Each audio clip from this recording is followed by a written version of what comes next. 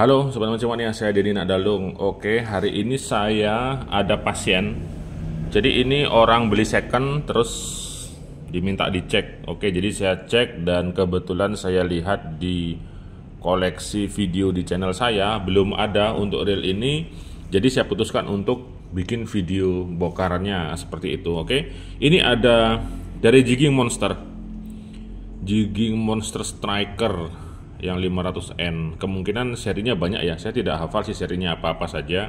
Tapi kalau yang ada kode H, ada L, ada W, itu kemungkinan ada banyak seri dia, tergantung daripada fitur yang diberikan di reel overheadnya seperti itu. Baik, penampilan seperti ini terkesan mewah sih untuk sekelas reel OEM buatan Cina. Dia meniru ataupun stylenya seperti SOM. Jadi kalau yang belum mampu beli SOM, beli Jigging Monster Striker aja udah mirip banget ya. Kemungkinan ya materialnya yang beda, karena kalau material tentunya akan diikutin oleh harga yang menyesuaikan dengan bahan materialnya. Jadi kalau material yang lebih bagus, otomatis akan lebih mahal dia untuk harganya, seperti itu. Itu apabila kita bicarakan dari sisi material, belum lagi dari sisi branding, dari sisi sugesti, dari sisi promosi, dari sisi marketing dan lain sebagainya. Seperti itu. Kadang ada reel biasa pun ketika brandingnya bagus, promosi dan marketingnya bagus, ya yang material biasa-biasa saja bisa terjual ataupun dijual lebih mahal daripada harga normal, seperti itu.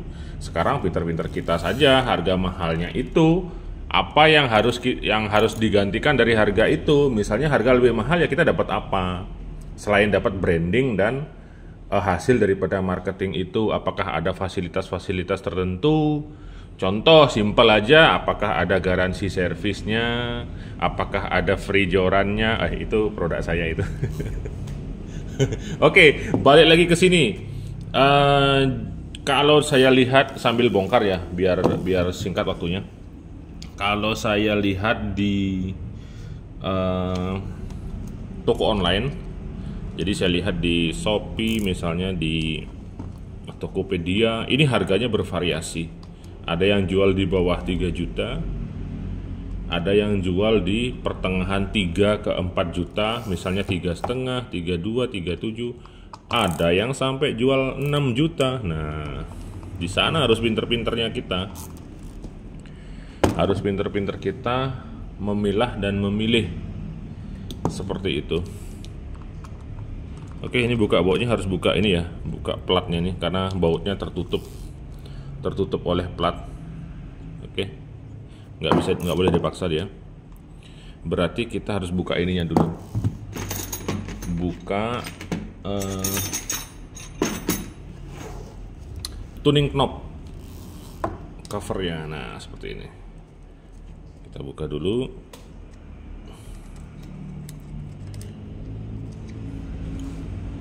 Ini masih bersih sekali, kayaknya masih jarang kepake ini. Jarang kepake, jadi teman dapat beli second dengan harga yang murah, ya sebuah keuntungan sih.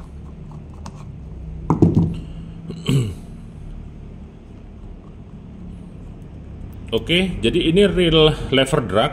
Saya sudah sangat sering sekali menjelaskan apa itu lever drag.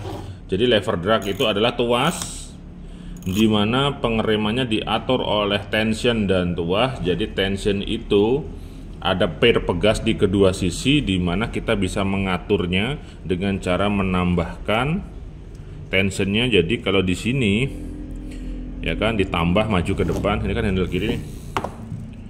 Kalau kita tambah ke depan, si tuning ini akan semakin menarik main shaft, ya kan? Tuning menarik main shaft sehingga pirnya akan semakin tertekan. Pir itu dia akan menekan key washer. Key washer akan menempel ke drag washer yang nempel di spool. Jadi seperti itu mekanismenya. Itu kenapa reel lever drag itu sudah pasti dragnya gede-gede, kuat, dan dragnya kapasitasnya besar. Misal gini, kita posisi free. Ini kan berputar nih, berputar. Kemudian kita pasang ke posisi strike. Ini sudah ada dragnya, sudah ada kekuatan daya pengeremannya.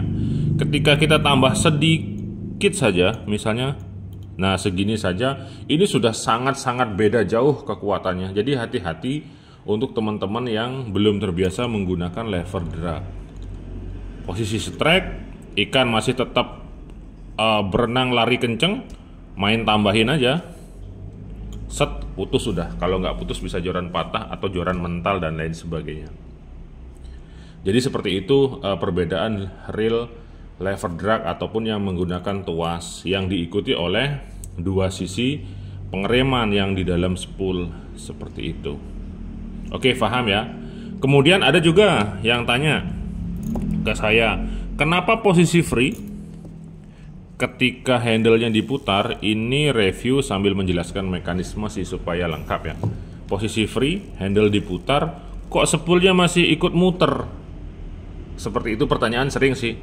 Di sini akan saya jelaskan. Ya tentu saja dia masih ikut muter karena pirnya ini tidak diputus. Tidak diputus gininya, koneksinya sama kayak aliran listrik saklar misalnya. Kalau di reel lever drag ini masih nyambung, sehingga pir itu masih nempel di key washer masih nempel di drag washer masih nempel di spool, sehingga kita tidak bisa benar-benar memutus aliran tensionnya. Sehingga pada reel yang diset dengan tension yang presisi, tension tinggi bahkan, ketika posisi free pun, ketika kita putar handle, si spool akan tetap ikut muter seperti itu, selama putarannya tidak mempengaruhi posisi free. Nah seperti ini muter di spoolnya. Selama tidak mempengaruhi posisi free dalam artian ketika free ininya lancar muternya, nah masih lancar kayak gini. Ini nggak kelihatan ya karena hitam ya. Kalau dikasih kertas sudah kelihatan. Oke, selama posisi ini di belakang, ini diputar masih lancar, itu nggak masalah. Maupun ini posisi free, kita putar setang handle-nya, si spoolnya masih ikut muter seperti itu. Beda dengan yang start drag. Kalau start drag dia memang benar-benar memutus aliran.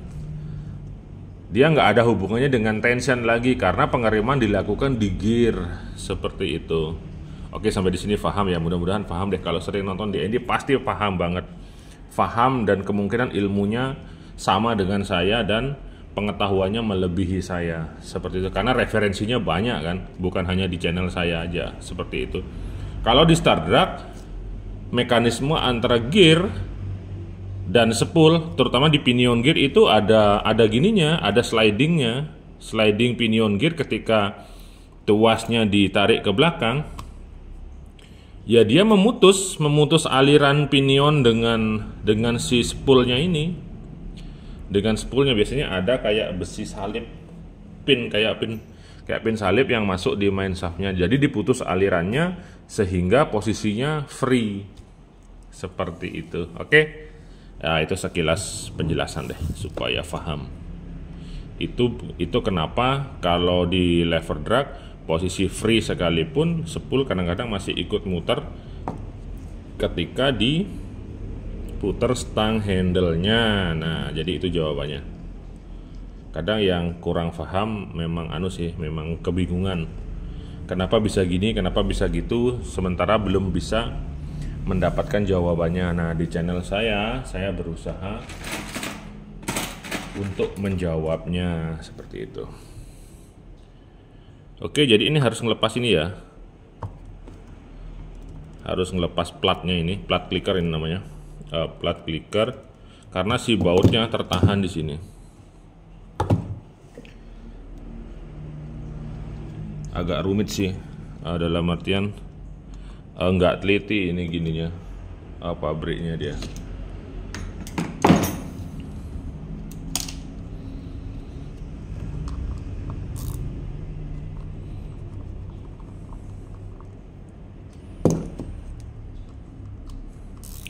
Tapi plat di bagian sini setidaknya harus pernah kita buka juga sih. untuk ngecek biasanya kalau di bagian ini kan sering keciprat air nih.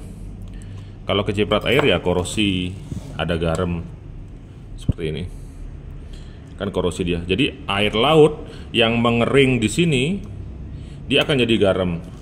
Kalau air laut ya, beda kalau air tawar. Ketika kering dia nggak jadi garam, dia kering dengan bersih, nggak ada bekas bahkan. Selama si air tawarnya itu tidak ada kandungan kaporitnya nggak terlalu tinggi. Seperti itu. Jadi kalau habis mancing misalnya ini keciprat-ciprat air terus kan, secara ekstrim terus keciprat, nggak apa-apa, cuci aja, cuci pakai sabun, jangan direndam ya karena sorry maaf, jangan direndam karena kalau direndam justru air laut yang tadinya nempel di luar reel dia akan ikut masuk ke dalam bersama air tawarnya. Ketika nanti air tawarnya mengering, yang tersisa si air lautnya mengering, dia berubahlah jadi garam. Ini terjadi pada reel mahal sekalipun. Oke, saya akan tunjukkan. Ini kasus juga. Daiwa Sal 3 Maxil. Ini kasusnya kemungkinan ya terciprat secara ekstrim. Pemilik reel nggak tahu cara pembersihan reel, direndam, bahkan ngerendamnya semalaman. Kacau sekali nih, ngerendamnya semalaman atau bahkan lebih ya, pastinya seberapa lama, tapi sempat kok disampaikan ke saya, kalau nggak salah dia bilang semalaman. Nah setelah direndam mungkin merasa sudah bersih kan, sudah bersih, sudah bagus, sudah habis dicuci, disimpanlah dalam jangka waktu lama, bahkan dalam interval tahunan, dia bertahun-tahun nggak dipakai. Ketika dipakai dan diputar, alhasil jadinya seperti ini.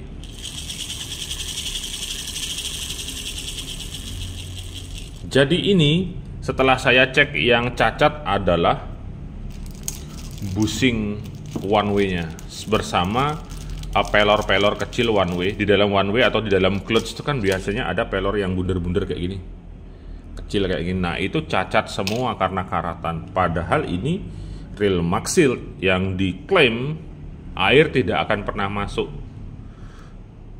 Untuk sistem Maxil sendiri sering saya jelaskan juga, tonton aja di channel saya yang bahas reel Daiwa Maxil.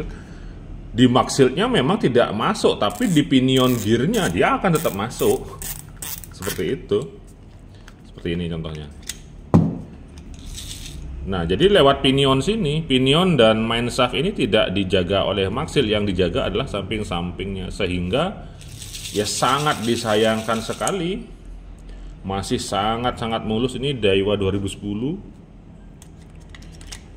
Daiwa 2010, kemudian cari spare partnya sudah discontinue, coba dibuatkan di tukang bubut, ya bubutannya Daiwa sama bubutan manual orang lokal ya nggak akan sama. Ini masih kurang, ini tidak sesuai dengan aslinya, jadi dipasang pun nggak bisa. Alhasil ini reel kemungkinan ya akan dipensiunkan, ditaruh dan dipajang seperti itu. Jadi saya camkan sekali lagi dari sekarang, teknik mencuci itu jangan sekali-kali direndam, apalagi direndam lama dengan tujuan bersih seperti itu. Karena bisa masuk ke one way-nya, bisa masuk ke bearing-nya seperti itu. Jadi nyuci ya cukup dicuci biasa, pakai sunlight, bisa pakai sabun, kemudian dibilas, dikeringkan dengan baik. Setelah kering dengan baik, lakukan juga perawatan rutin service maintenance setiap 6 bulan misalnya, setiap 3 bulan misalnya, atau disesuaikan dengan tingkat seringnya reel ini mancing ataupun terkena air laut, dan biasanya itu pemilik reel yang lebih mengerti dan lebih paham seperti itu. Oke, jadi pencucian itu penting supaya nggak seperti ini. Kasihan ini kalau didiamin lama-lama keropos dia, keropos, kemakan, kemudian baut jadi macet, nggak bisa dibuka. Ketika dipaksa dibuka akan jadi cacat, seperti itu dia.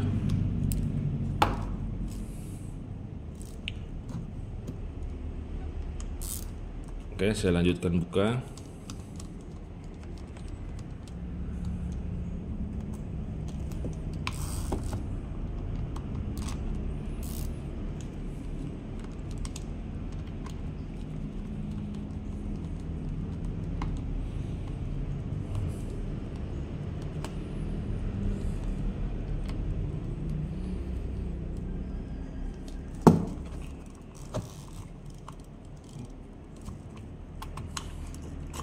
Nah, seperti ini dia.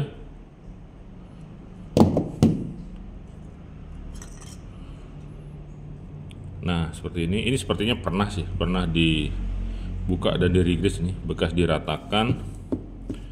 Kemudian untuk mekanismenya saya rasa sama seperti reel OH lever drag pada umumnya. Kemudian di sini juga sama. Saya mengira awalnya ini jadi satu dia.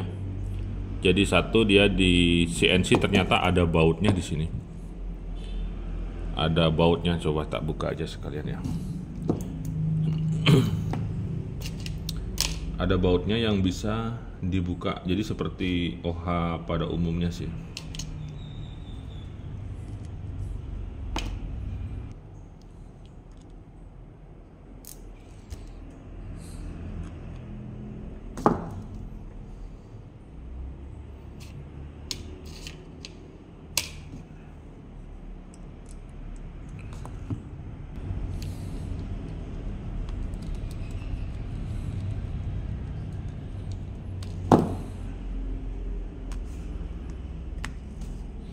Oke, ini juga agak lengket ya, mungkin karena ada air garam ya.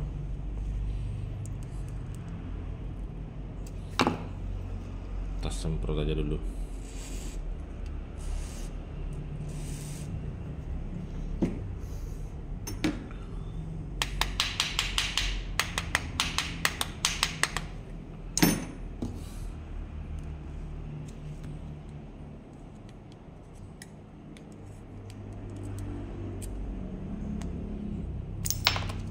Ya, bekas garam semua.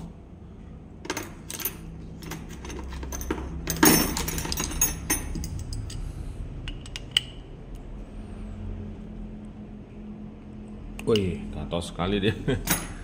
Ini kayaknya lama nggak pernah dibuka atau bekas kena air laut kemudian didiamkan dia. Alhasil ya jadinya akan seperti itu. Ketika dibuka jadi susah dan katos dia.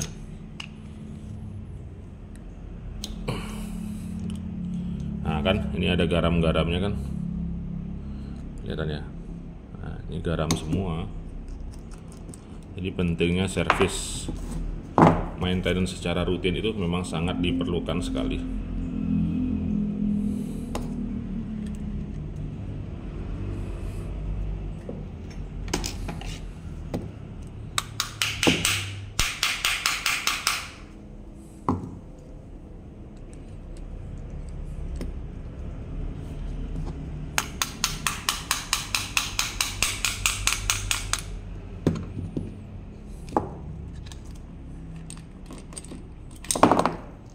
Nah, seperti ini dia. Saya rasa sama sih, dia pakai double one way biasanya kalau reel OH OEM. Ya, pakai double one way, dan ternyata ini masih dibaut juga ternyata. Ini dibaut ya. Saya kira sih CNC-nya cutting-nya jadi satu dengan ini.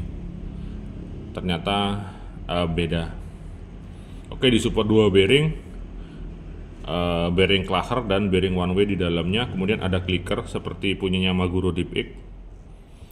Cuman bentuknya yang memang terasa spesial dan mewah sekali karena dia mengikuti dari bentuknya SOM seperti itu. Kalau dari harga, saya rasa dijual di bawah 3 juta adalah harga yang paling normal dan rasional.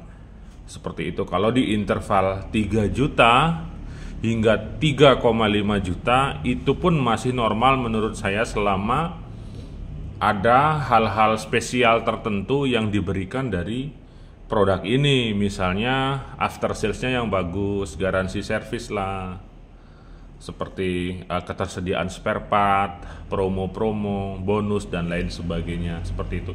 Kok saya mengarah ke produk saya mulu sih? Oke, pembelian DND Hylos masih free joran. Masih free joran, jorannya masih sekitar berapa ya, 15 bijian. Jadi habis itu sudah tidak ada promo lagi. Jadi DND Hylos juga mirip-mirip sih sama kayak gini. Cuman ada free joran dan after sales service yang bagus seperti itu. Jadi nggak bingung nanti dengan spare partnya, dengan servisnya dan lain sebagainya. Oke, saya rasa masih standar seperti reel OEM Cina pada umumnya. Deep Egg, Jigging Monster, kemudian merek-merek yang lainnya yang tidak semua kadang-kadang saya ingat untuk menyebutkannya. Jadi silahkan dipilih-pilih sesuai dengan keinginan. Kalau mau yang kualitasnya sudah dijamin, mungkin bisa memilih tipe-tipe reel pabrikan seperti ini contohnya. Ini kayak Okuma Kavala, ini salah satu terbaik reel pabrikan di kelas 3 jutaan lah, 2 sampai 3 jutaan. Yang seperti ini bagus karena kalau pabrikan biasanya memang sudah research dan selalu melakukan pengembangan di setiap edisi serinya. Beda kalau reel-reel kayak gini, kayaknya dari zaman dulu begini aja dia. Yang beda paling handle-nya, warnanya,